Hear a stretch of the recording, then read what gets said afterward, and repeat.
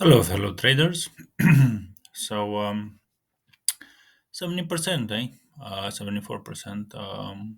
Unfortunately, I could not take advantage of this. Only took out 20% because of UVIX. That's how it works, and that's the reason I think this is gonna go down a bit because we don't have the target this week.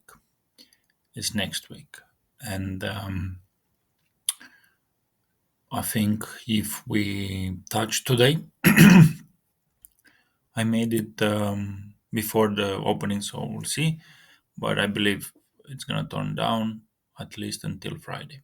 Um, Friday, even if you close about last week's high, which is 1454, this is gonna move into next week.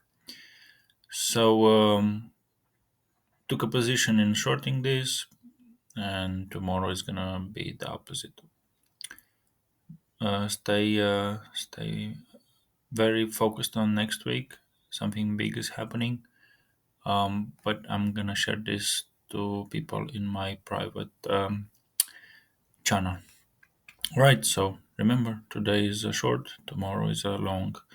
If we don't close, this low, which is 1270, might be, might not. Good luck.